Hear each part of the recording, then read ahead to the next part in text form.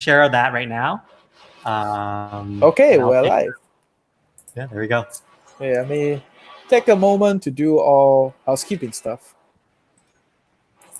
So Good day, everyone. Your name, right? Is it?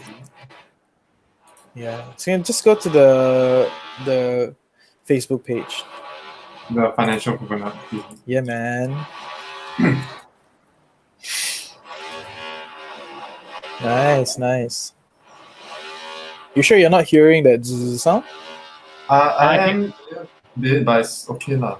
Okay. It's just If nothing everyone has. do it better. Yeah, that's true. Okay, let me just finish the housekeeping stuff. For all of you who are here looking at us do all the sharing and stuff, thank you. Just bear with us. Yes, welcome. For those living in Malaysia, I hope you guys are also, and you're in KL Selangor area. Hope you're enjoying the thunderstorm. It has been a long time since we've gotten rain, so it's been so hot the last few days. So this is actually really helpful. Exactly. But also Singapore is. I was to say it also means that every so often you're just gonna be like boom. Sounds good. Hang on, I'm just so I click share, but I don't see it on my own page. So fun. Yeah, I think it's okay. Really? Yeah. Okay. I just click share now, right? Share now. Yeah. It's okay. We'll go along as we go along. Yes. Okay. I think it's cool. So, okay, cool. Happy to have all of you here today. Once again, we're checking in live, and today we have another guest from Singapore. So that's fun, right? Cross-border exchange. And so Chung is with us, and Samuel is with us, and Samuel is one of the leading, wedding photographers in the market. So, and also a podcast host. So that'll be very fun. We can geek out about that as we go along. The podcast is titled The Left Side. It focuses on creatives, the ins and outs of being a creative, and just kind of interviewing all the different challenges of all these different interesting creatives that have done their own stuff. So it's very fun, and we want to shed some light on all these different relative topics in terms of creating your side hustles as a creative. What are some of the challenges, and how do we kind of hustle our way through and make things work? So today we have a guest in the house, Mr. Samuel Go. Woo! Hey guys, hi. Thanks so much for having me, guys. You are most welcome. So I guess Reggie attempted to describe who you are. Can you kind of shed some light, share a bit more about who you are, what you're currently doing, and anything else that you might feel like is relevant? Well, I haven't been asked to describe myself in a long time, but so my name is Samuel. I am a wedding photographer based in Singapore. I've been doing this for about 8 to 9 years. So I started off, I was previously studying, and I jumped straight into this after my university. What else? I've been mainly focused on weddings this whole time. I think just because although there's a lot of genres of photography, interior, advertising, commercial, but I always feel like I connect better with people on a personal level, and I enjoy, talking with them on a more casual basis and photographing the things that will matter to them in the long term, I guess. So stuff like personal memories, their interactions with each other. So that's why I do what I do. That's cool. I just want to say that, when someone say they have not been introducing themselves for a long time, that shows how good they are in the field. Right? So I don't need to introduce myself. Right? So don't humble, okay? But yes, very happy to have you here. Do you have a question for him, Chung? Yeah. So just, I guess, how did you end up getting into photography and then realizing that, actually I prefer dealing with people as opposed to taking landscape photos, for example? Yeah. I have to say I dabbled in different types of photography before I ended up in weddings. But I guess that's life, right? You kind of like do a lot of things, but you never realize that this is actually what you like until you finally do it, and then you connect the dots going back, and that, hey, yeah, since young, actually I kind of already like have a knack for this thing. So I guess for myself, since I was young, I've always been very attached to the old film photographs that we have, like of our family. So I'm always the one that's keeping them and looking through them and making sure that those books are okay. And then during NS, because I was so bored, right, I just bought the old I think one of the first camera phones, the Sony Ericsson one, and I started off so I started a food blog and I just started taking photos. But I didn't think much into it until university, when I don't know, just that feeling came again that I wanted to capture something. So I went to buy a camera and just started taking photos of everything, I guess, like landscapes, my friends playing sports. Then I realized that I like movement, photos with movement and photos with emotions. Then that's how I went into like birthday parties, and so the birthday parties that I photograph are the ones in Australia, not in Singapore. So not like the 1-year-old birthday party. It's the 21st birthday party. I know. More rowdy, huh? It's not the baby one. Yeah, it's the rave one, right? The one Yeah, that, so every weekend is like it's a drunk weekend, photographing drunk people dancing, and I like those kind of photos. But I think it got to a point where, how much drunk people am I going to photograph? Then I realized, yeah, maybe I should delve more into the softer emotions and the deeper emotions. So I just, got a couple of friends who are going to get married and asked them, yeah, can I take some photos for you guys? That's how I started, I guess. Nice. Cool. So you actually started, I guess, just kind of recapping there. You did a bunch of different things over the course of time, and then through each of those experiences, it gave you kind of more clarity as to like, do I really enjoy this or do I not? And you continually pivoted, right? Yeah. So I don't know why I had such a strong feeling towards it, because I actually have the kind of personality that I give up after like 2-3 years. Like I get bored of stuff pretty quickly. But photography, once I got into it, I just kind of had a feeling that this is what I'm supposed to do and this is what I'm meant to do. So I just kept at it. Of course, the journey is quite tough, and I had to try different genres before knowing that what I like and what I don't like. So I guess over the years, I kind of found my own comfortable spot, and yeah, just sat down. Yeah. Amazing. Cool. Yeah. And would you call that kind of like a growth mindset, like more experimental? Because I think I'm coming from the context. I think a lot of Singaporeans, they're just not as experimental. We don't try as much. There's like a system, and we just kind of follow it. So yeah, just kind of share with us a little bit, like how do you see it, like trying different things and ultimately getting to where you are, right? Yeah. So I guess I'll share a little bit more about how I started. Could be relevant. So I was studying physiotherapy back in uni, and I was doing well academically. But when it came to the hospital attachments, I didn't do that well, because I guess as Singaporeans, I could study, but I'm not very good at talking to people and handling people. So the EQ side of things is not good. So I was an extreme introvert. I didn't really know how to talk to people and handle supervisors and patients. So I failed my attachment, had to repeat the whole year. And because of that, I was previously working on my honors program. And because of that, they removed me from the honors program. So I was very angry. I was like, why did I work so hard for 3 years to get into this program? And just because I failed like one attachment, then they removed me. So it just made me realize how I could work so hard for an institution, right? And it could be so easily removed. So I thought, then I might as well work for myself, because every effort that I put in, every day that I work, I'm the one who's going to benefit from it. right? And if I fail, it's because of my own doing as well. So that was my drive. So I guess that was the trigger. Since then, I'm kind of like a maverick. So I like to change things. So when I came into the scene in Singapore, I didn't know. Oops, I think it just disappeared.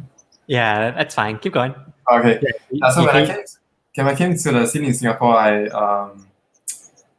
was still quite new, but over time I saw how the weddings were in Singapore, and but I came from Australia, and I could see the difference, how much better it was, and I started to question, why are we doing these kind of things in Singapore? Why does it have to be this way, when it could be better?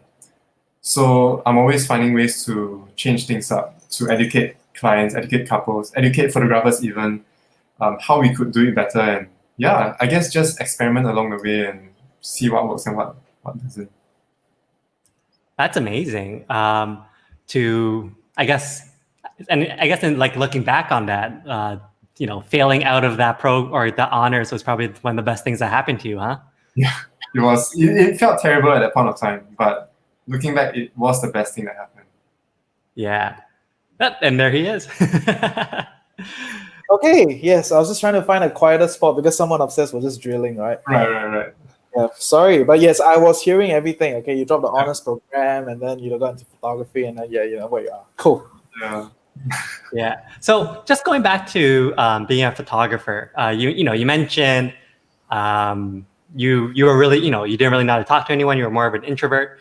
But when you started getting deeper and deeper into becoming a photographer, what hard skills or soft skills did you feel like was most important to your success? I think the ability to connect with people, that is probably the most important one. So the stuff that I had to do was like I photographed for stand-up comedy a lot back in Australia. Yeah, so which means That must have been fun. yeah, it was really fun. But also because when some of the venues they're not huge venues, like not what you see in Netflix. Some of the venues are really small, like a classroom or even half a classroom, right? Startups. And for people to be sitting there and they're laughing, and you have to be right beside them to photograph them laughing and not let them be uncomfortable. So it takes a certain type of, I guess, courage and skill to learn the moments when to take and how to slowly get close to people as well. And then, doing group photos, have to make people laugh, and yeah, connecting with clients, how to make them, I guess, be more comfortable, because a lot of clients, they are very awkward in front of the camera, right? Even right now, like if I have a camera in front of me right now, I'm feeling awkward. So how do I talk to them, and how can I make them remember the important things in their life to make them a bit more relaxed, so that I can capture the more genuine moments? So it's a lot about human interaction, and yes, it is about photographs. There is that aspect of it, but I'll say it's 50-50. Yeah. Wow. And how did you go from, this introverted kid to becoming someone comfortable and to lead and create that space for people to feel comfortable around you? Yeah, I guess we are lucky that I guess in the whole world there isn't just extroverts. So there are introverts as well. And of course you attract the people who, I guess, have the same personality. So then I was lucky to get into wedding photography, where I felt that my personality actually comes in quite handy. So if you imagine, some people are a bit quieter, and especially when you photograph like the couple and their parents, they could be a little bit shy as well. And you don't want to be, hey auntie, like let's take a photo, and they'll be like all freaked out, like who is this weird guy right now wanting to take our photos? That is like the 21st party, right? No, and imagine the auntie reply, "Yo, how are you?" I think you will freak out. I will freak out. Some aunties are quite cute lah. Some aunties are quite cute. I know. You just need to kind of learn how to work with them, right? And then yeah. So different people have different personalities, and those who are more extroverted, right? Then I have to be fun as well. I have to act fun as well. But those who are quieter, then I can talk a bit softer, a bit slower, and just connect with them on a softer level. So yeah, Oh, so maybe you can, be a little bit more personal. Share with us one of this most memorable experience of yours. Shooting photography. What was the most challenging kind of shoot that you've done? there are a lot of challenging shoots depending on the location, the clients, the venues, right, wedding planners. But very early on, when I was still, when I wasn't that into wedding photography yet, I was just starting out. So I wanted to do a personal project, and I wanted to photograph same-sex couples actually. So I photographed a friend's friend. So I flew to Hong Kong, photographed them in their apartment. So the girl is Singaporean. The partner is, I don't know where she's from Europe, I think. Yeah, I forgot which country. And it was during that period when I started asking questions when I was photographing. So if you think about the more typical wedding shots 10 years ago, okay, it will be a lot of like, bridal studio kind of shots, the wedding gown in front of like Clarke Quay and the buildings behind. But I wanted to do something a little bit more different, more meaningful. And I remember at one point of time, it was the later part of the shoot. It was nighttime. I was about to head off, and I asked the girl. She's called Ivy. So I asked Ivy if there's one thing about um, your partner, Mara, that you are the most proud of. I want you to just like, let her know through just touching her hand. And that point, it was still okay. They were just like touching each other's hands. Then after that, I said, maybe you can let her know what was that moment. So she said it to Mara, and I didn't hear it because it was very soft. But after she said it, the look from Mara, like it was that kind of look of knowing, just between two people. And that was about 9 years ago. But I always remember that look. And it drove me to continue doing what I do, because the things that we don't know as photographers, but there's a lot of story behind couples and people, that sometimes people just need the permission to say and to do things, right? So in a way, we're not really taking photos, but sometimes we're giving them permission to mend a relationship, or to say sorry, or to say thank you. So that's kind of what I do, and that's what keeps driving me to do what I do. Wow, that's a very powerful moment. Thank you for sharing that with all of us here. We really appreciate no stories at all. Yeah. So yeah, over the years, there's a lot of such moments.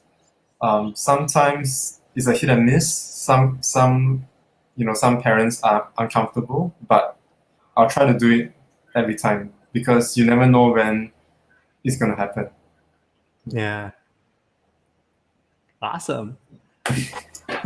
Cool. So, those are things that are like what kind of drives you emotionally, drives you like kind of socially and spiritually towards your craft. Mm-hmm. Right? It's a lot of things that are like not tangible, right? And that's why different creatives use different mediums, depending on what they're comfortable and what they appreciate, to share the stories, and for amalgamation of reasons why people do what they do. Right? But I'm sure we all understand that in the creative space, right, financial challenges are very rare, right? Because income is a question, future is a question, and being in that space yourself and having interact with so many people, could you just share with us, what are some of these financial challenges that most creatives are facing? I think the I guess the first step is definitely to get clients, right? To get money. For new creatives, that is the first challenge because they're new, they don't have a portfolio, and even if they do, they don't have that, I guess, that brand equity, that trust in their brand. How are clients going to trust them to pay them $1, $2, $3, $4,000? So that's the first challenge, and that's a lot of, I guess, just getting yourself out there, building your website, networking with people, making friends, having good clients, and making them like you so that they can spread the word of mouth. But I will say a lot of creatives, we don't come from financial background, so we just like to do what we do. So because of that, we run into a lot of cash flow problems as well. So for myself, I say for the most part of my earlier years, I was just in and out through my personal account. So every client, the deposit is into my personal account. The money I spend on food, on holidays, on my movies, equipment is all from the same account. And some months there are no jobs, some months there are more jobs. So I never know when the money is going to come in, when am I going to run out of money. So those were my challenges earlier on. Yeah. Cool. Yeah, I actually have a lot of creative friends, and I think a good part of it is because like money comes in quick, and it goes out quick too, right? Because you get paid cash. It's not like it's not month to month kind of thing. It's just after the job you get it, and it just kind of goes out also, right? So and in this process, how have you went from where you were not managing, everything in one account, and where could you share with us, like, where are you now? Like, what are some of your major financial practices that you do that you think other creatives will really benefit from? Actually, just adding on to that, if you could also tell us, like, at what point did you realize that what you're having that one account is unsustainable, and how you started taking action there? I think I had that one account for, well, I will say about 4 years. So I survived for 4 years with that one account. But there was a lot of uncertainty, even though that there is money in the account, when it comes to a point where I have to buy my HDB, get married, there is no budgeting at all. I have no idea how much I have and how I should budget for this and that. So it was a journey. I started off. I have no idea how I stumbled across this blog, but I stumbled across this blog in Singapore. It's called A Singapore Stock Investor, ASSI, and he talks a lot about personal finance and CPF, investing. So that's when I started to read up more, a lot about his personal finance stuff, like, I guess, how much salary you save, and over time you can actually, I guess, earn a passive income to cover your salary. And I was like, oh yeah, that's true. That sounds really good. And CPF, previously I was very afraid of CPF because I guess it's a general fear in Singapore. What if they move the goalpost again and increase the minimum sum and stuff like that? But after I read up and educated myself, then it's like, hey, yeah, this is a damn good system. So I started to contribute a lot more, just to boost my CPF. Then I think in 2016 or something, I started a business account. So I thought it was finally time to separate my accounts. So I started off a business account. Everything went into that account. From there on, this part I didn't really read up. I just kind of did what I felt made sense. So my thinking was, if the jobs are so inconsistent, some months there is money, some months more, some months less, then it makes sense to give myself that salary so that I have that consistency, right? So I put everything in the business account. From this business account, every month I draw 2005, not a lot. But from that 2005, I can budget 50% into my savings, investing account, and then the remaining 1,002 is going to go into food, phone bills, and personal spending and stuff. Yeah, but over the years, this account has split up into a lot more lah. So Yeah, it's wow, not, you know, that's really impressive though. Did you ever feel tempted to like just dip into your business account to take money? yes. Did you ever give into it? You're not alone. You're not alone. Sometimes there is a, you want to buy, like, I mean, of course, new cameras I get from the business account, but sometimes also like personal stuff, gadgets that I want to buy. Occasionally, I do dip into it, but not too much. Yeah. Yeah. Yeah, and I think that's something to to also realize for the people watching, right, like or listening, that it's okay. It's okay to not have it perfect every single time, right? Mhm. We're all humans. We all have our own impulses and emotions, but the goal is to really, not give not give in, but the goal is to constantly make sure you hold yourself accountable. Yeah. I think just little steps along the way that you learn new information and you try to implement it. Yeah, that's how it was for me.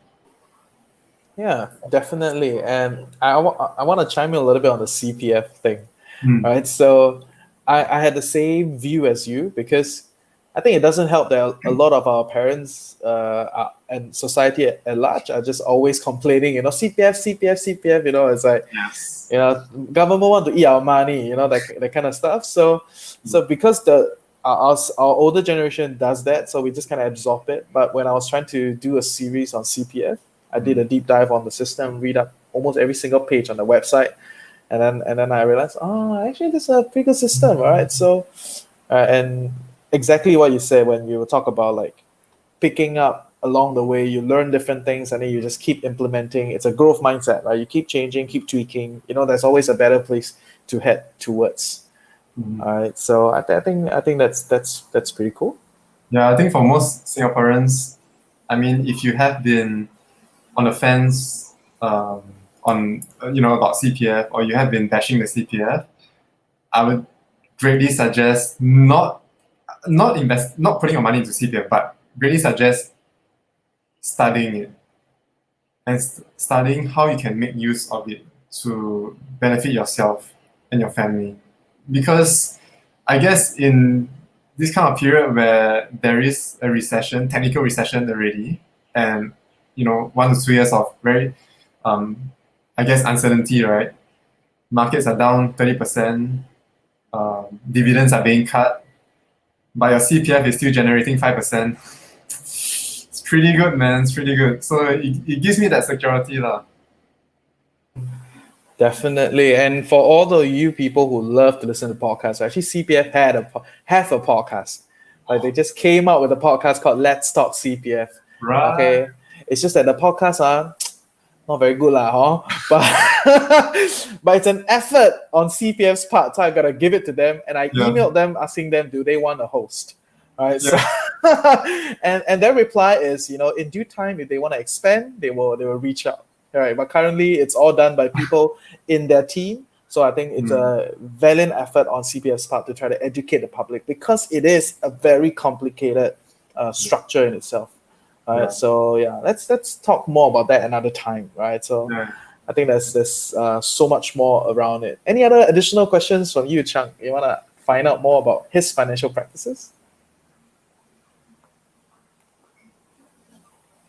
You're mute. Oh, mute. There you go. So I was just going to ask you, like, now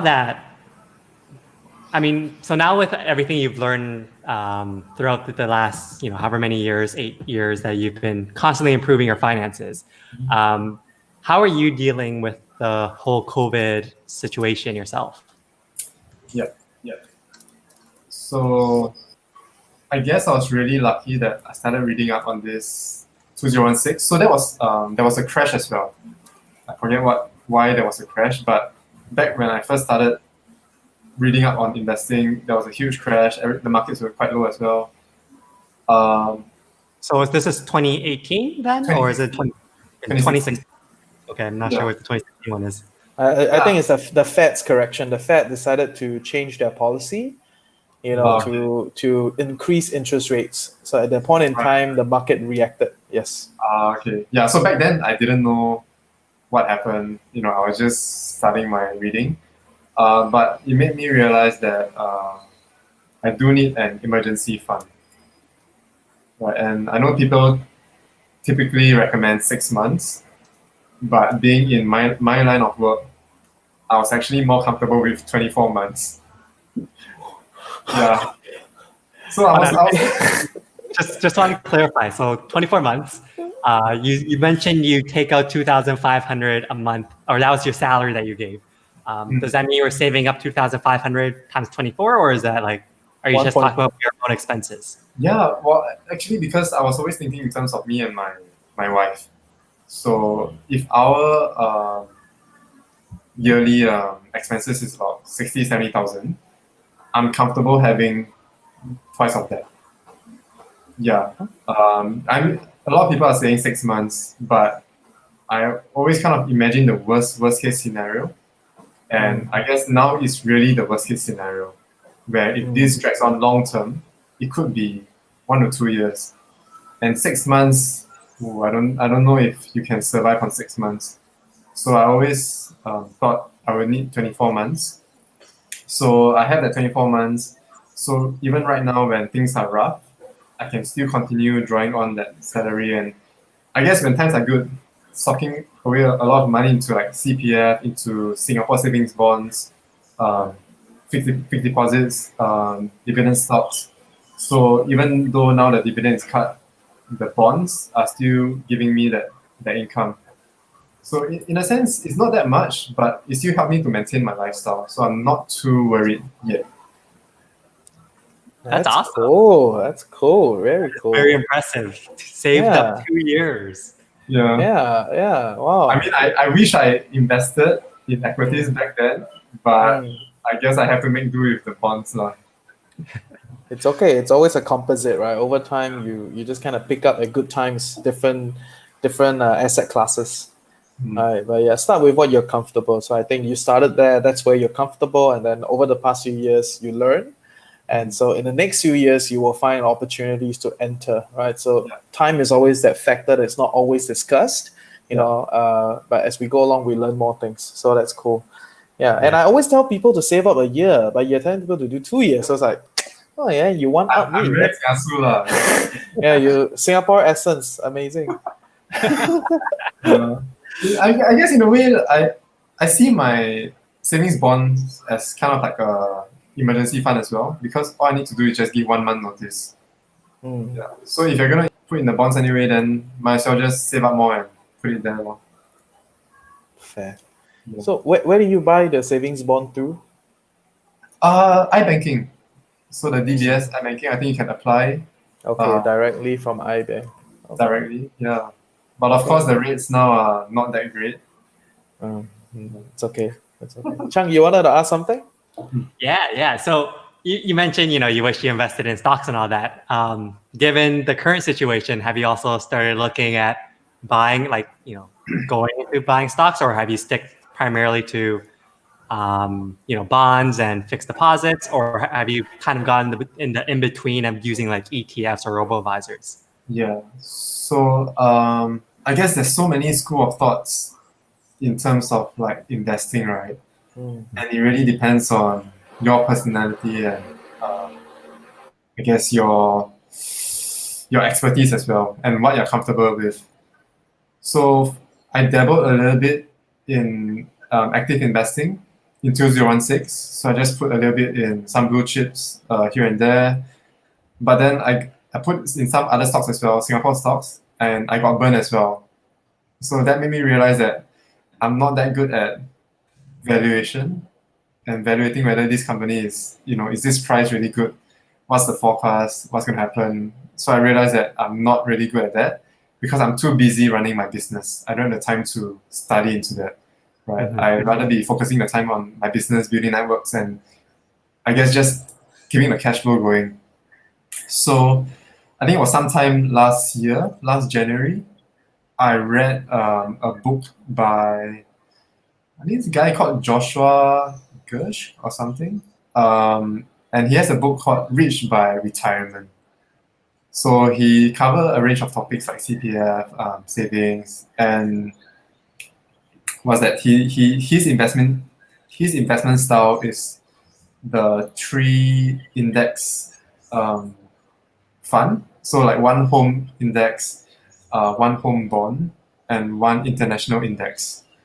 So I started investing that way in 2019. So I started January 2019. After that, there was another crash. I have no idea why, but markets are down. I started then. I think 20 odd percent in the end of 2018. Yeah. Yeah. Okay. So I started then. But over the year, it grew quite a fair bit.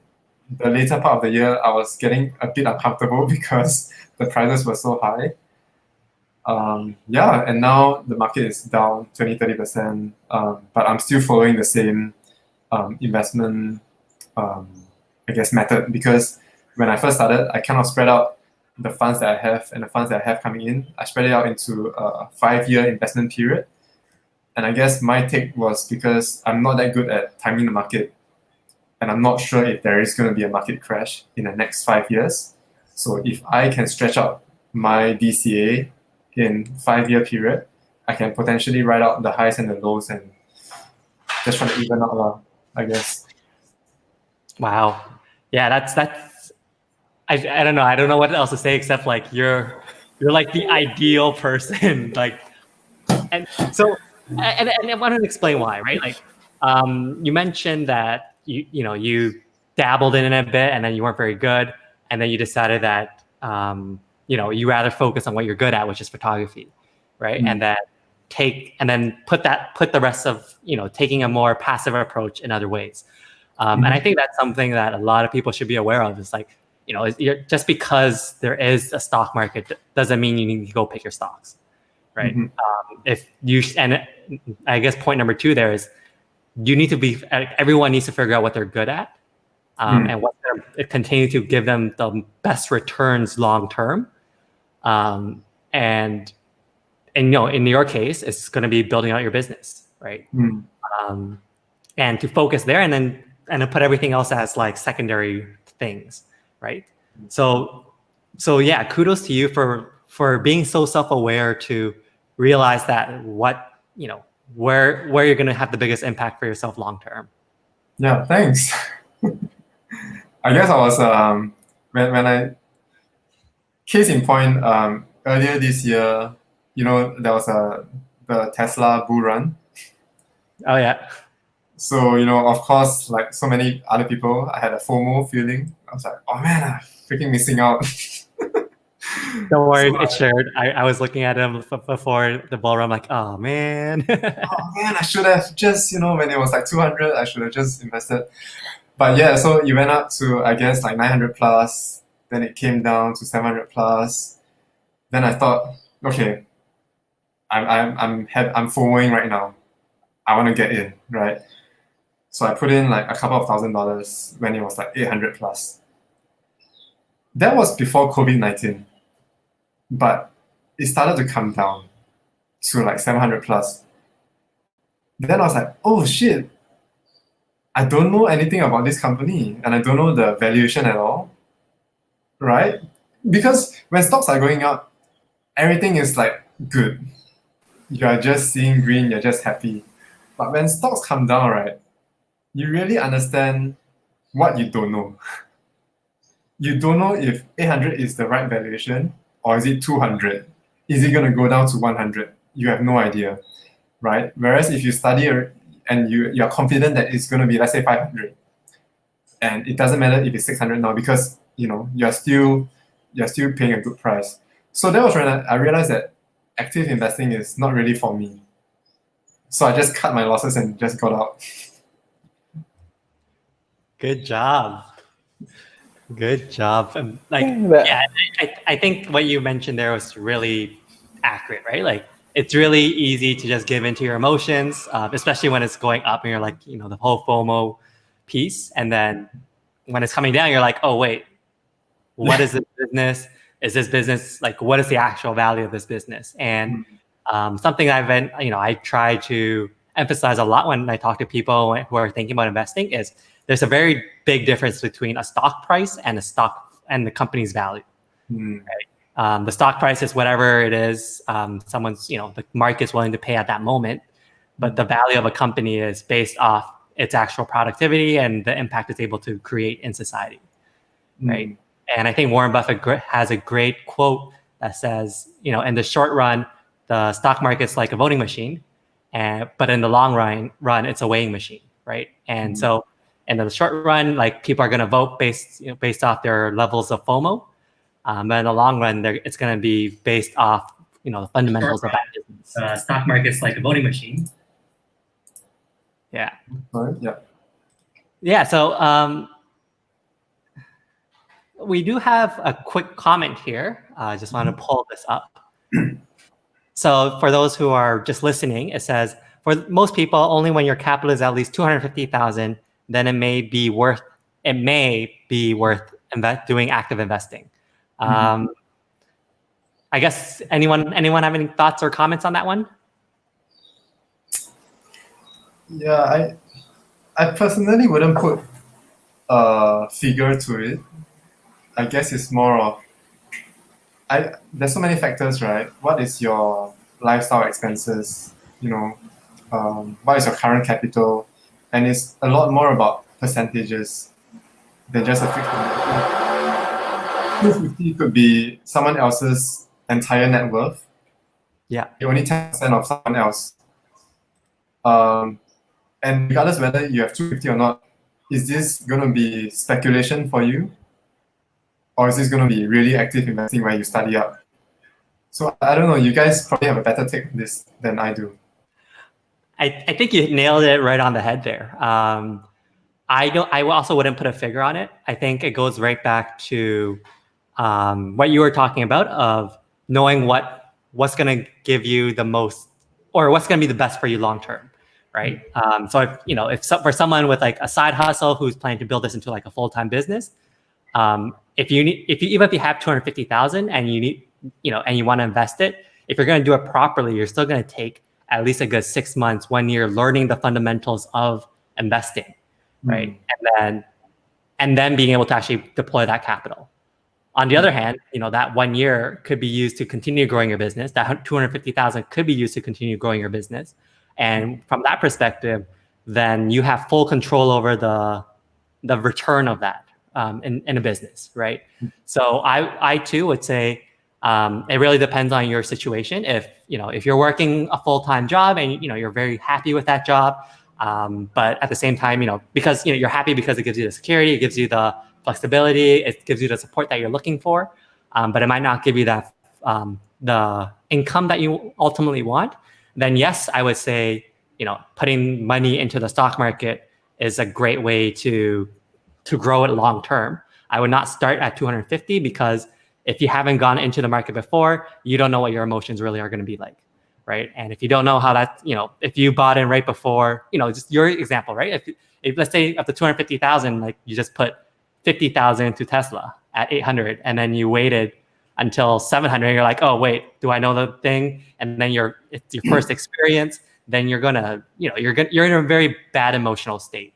So I would actually say if you're going to learn how to invest, I would start with a lot smaller to start understanding how your emotions are, and then slowly work your way up to however much money you are comfortable putting out there. So I agree with you guys, but I have 2 points to add, right? So the first point that I want to share is a lot about what is your main income source, right? Realistically, right? If your main income source is your job, then that's your focus, right? You gotta work on it to make sure you double down, get promoted, up your pay, and get to a better position, accumulate your wealth, and because that is what's paying the bills, right? So you should focus on that, in my view, right? And of course, on the side, you'll be building your investments, you'll learn all these different things, but as your investments become so big to a size where it can actually kind of pay for your bills, right? Then you definitely need to spend more time there.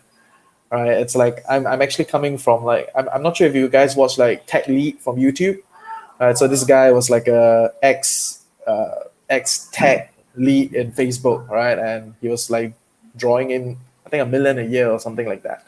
And he was like, it was so much more effective spending my whole year studying the tax structure.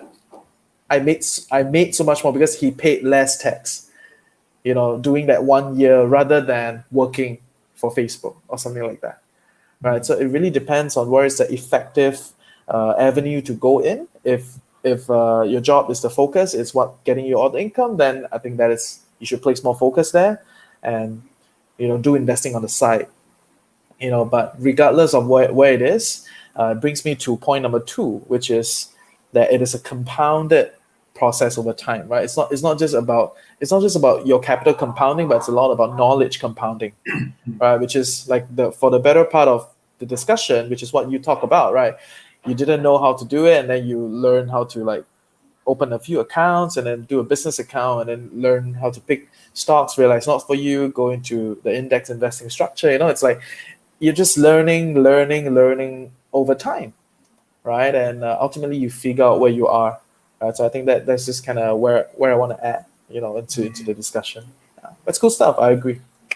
Yeah. I think it's worth to put a couple of thousands and lose some money and see how you can manage the emotions before just dumping 250,000, because that is quite a fair bit of money. And I guess the last decade has been a huge bull run. I mean, there are some dips, but I guess because of this bull run, right, there is a lot of investment courses, people talking about investments and stuff like that, and they always make it sound like it's easy, right? You just put in this money, you got 5 to 6% passive income, you can stop working, but we all know that it's not so easy. And when shit hits the fan, it hits real fast. And can you handle that 50% loss in your capital? I think that's a question you have to answer yourself. Yeah. And we have one more person. So hi, Sebastian. Sebastian just want to say hi to us all. Thank you guys for those who are watching right now, thank you so much. Let us know if you guys do have any questions at any point in time. We'd be more than happy, or any comments as well. We'd be more than happy to flash it up here as well, and just have a little conversation around it. But while that's happening, just kind of going back to your business, how do you primarily get your clients? When I first started, I did advertise with some of the wedding blogs, but I don't think it really contributed to a lot of my leads. So for myself, I place an emphasis on, I guess, my own clients. So how I started was I just reached out to friends, if I can photograph their engagement portraits, build a portfolio, and then subsequently when they felt like, hey, Sam did a pretty good job, so why don't you ask him to photograph our wedding? So photographed their wedding, started building up my portfolio, just putting out on Facebook, because back then Facebook was kind of like the in thing. Everything was really new. So we were kind of riding that wave.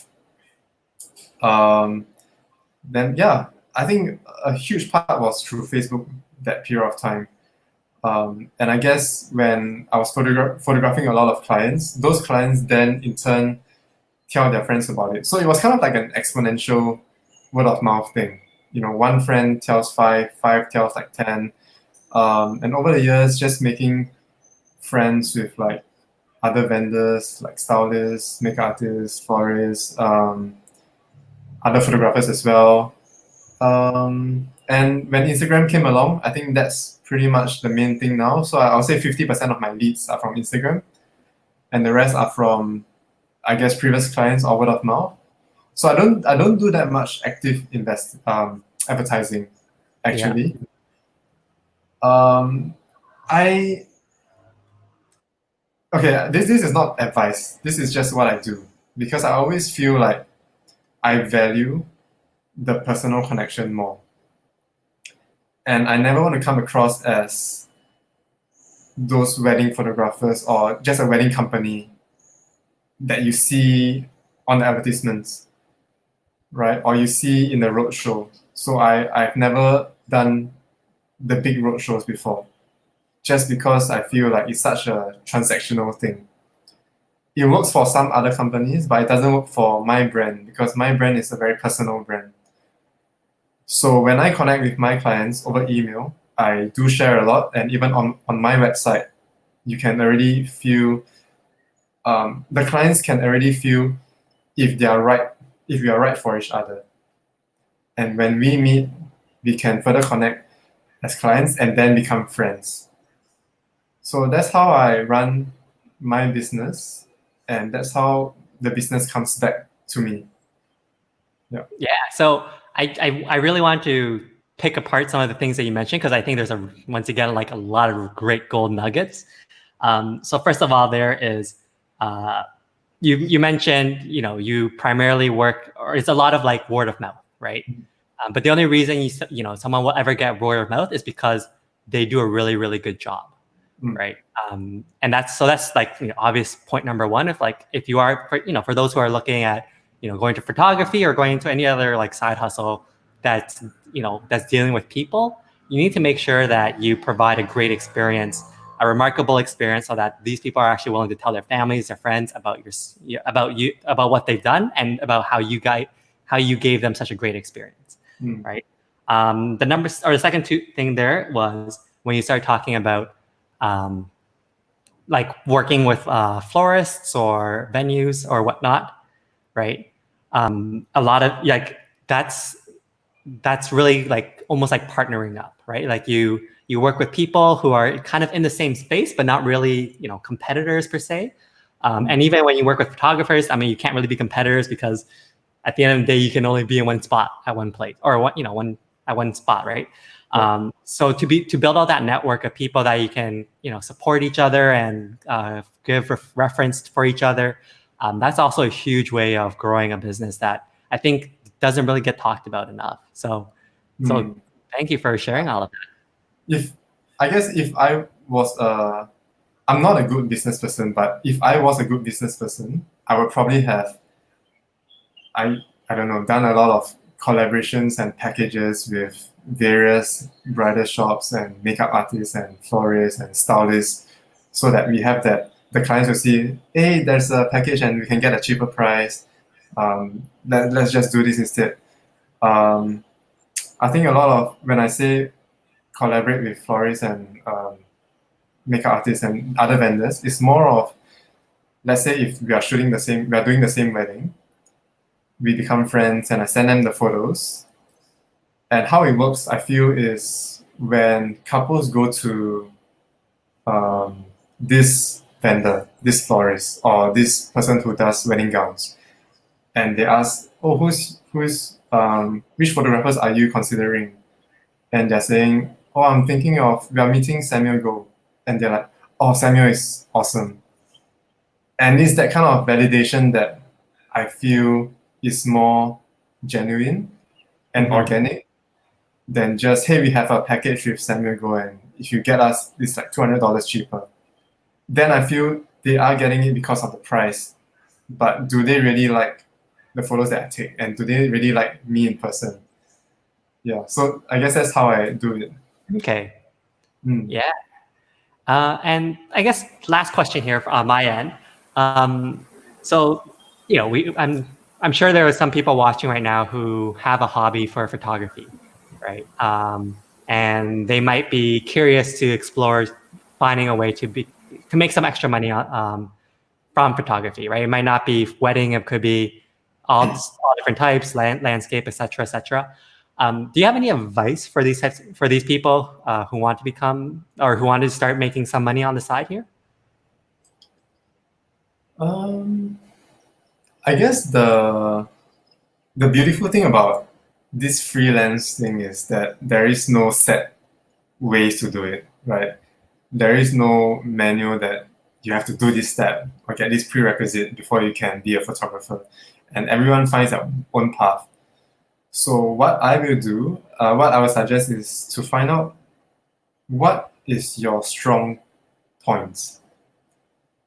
If you can assess yourself, I always give this example, like if you are a game character, right? If you are, let's say you're playing, I don't know, you're playing Diablo, right? Diablo. And there's like the wizard, there's the barbarian, there's the, I don't know, I haven't played Diablo in a long time, but No, it's just when you use this kind of references, right? It just kind of tells a lot, like Diablo, which era are you from? Blah, blah, blah. But yes, Diablo is gonna come back. Diablo 4, yes. yeah, Diablo 4. But yeah, if you think yourself in terms of this game character, right? What are your strengths? Because it doesn't make sense for a barbarian who is strength-based to work on his magic. Because he could get to a certain level, but it wouldn't be what he's good at.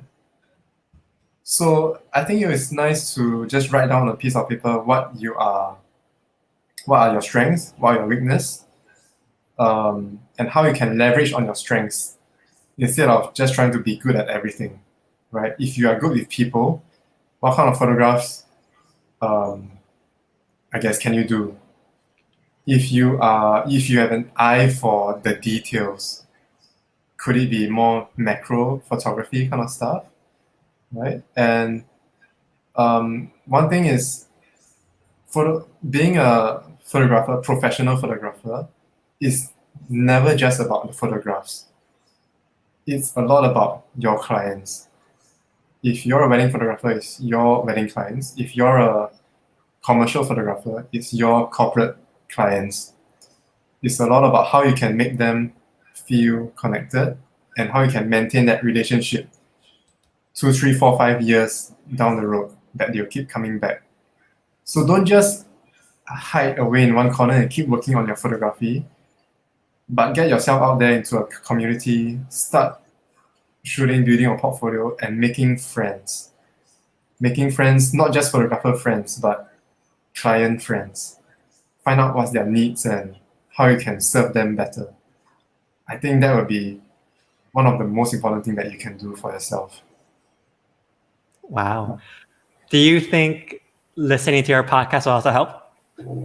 Yes, please listen to my podcast. So, well, I just started this podcast for fun last month. And the idea is so the podcast is called The Left Side. And why I started this podcast is because the left side just kind of means people who are walking on the less traveled path in life. So you know how we are brought up in Singapore, we have to do things the right way, right? Even in school, we have to memorize the right answers. But there are people like, I guess like us, who wants to do things our own way. We want to live our own life, right? Like if you tell people that we want to retire at 35 and live off our passive investments, the aunties will say you siao ah. Crazy, man. How can you live off like taking photographs? Or how can you live off being a painter? Yeah. But so many of us are doing it. And when times like this, when you can see how easily jobs are being cut, right? Then it makes you realize that how precarious your position is. It's not that as business owners and as freelancers, we see in detail the profits and losses that are coming in. We know the truth. It's right there. As an employee, right, you are drawing that monthly wage, but it doesn't mean that this business is not suffering those losses. It's just that you are not seeing it. And when it comes time to go, right, you will be one of the first ones to go. So my podcast is more about sharing how creative people or freelancers or people who do their own thing, how they live their life and how they made it possible, and just covering different topics on the creative life. Yeah. Yeah, I think there's a lot. I can think of a lot of people that I need to share that with. So Yeah. thank you so much for putting this extra time to create something like that to help all these creatives who might feel lost in some way, shape, or form. Yeah, and for you guys as well to do this Facebook Live, right? I think we may not see it, especially when we do podcasts. A lot of things are behind the scene, but we never know how many people we are impacting. Yes, I know. Speaking from experience, yes, it's crazy. I started the podcast just with a mic, thinking I just needed to talk. That's it. And then It's fun and so fun to have all of you here, to kind of talk about different topics and yeah. Yeah, Thank the you. financial coconut has grown, especially like the Telegram group is growing day by day. Yeah, man. Like every day it's growing, and thanks. Awesome. Yes, love you guys. Yeah, let's keep the questions coming so that it helps with content creation. I don't need to like randomly pluck question from the sky. Yeah. Okay, so yeah, that's cool. Yeah, Yeah. thanks for coming on the show. Yeah, thanks so much, guys. Yeah. And thank you for those who are watching, and for those who have shared or tagged their friends to also watch. So I just want to give a quick shout out to Zoe here for tagging a few friends to join this, and we hope to see you guys tomorrow. All right, take care. Actually, See before ya. we leave, who's on tomorrow? Who's on tomorrow? Who is on tomorrow? Okay. Tomorrow we are talking about crypto. There you Ah, So if you're interested in crypto or whatever it might be, or you have thoughts about crypto, feel free to leave us a message somewhere so that we can also, make sure we ask our guests about that. And until then, take care. See ya. See you guys.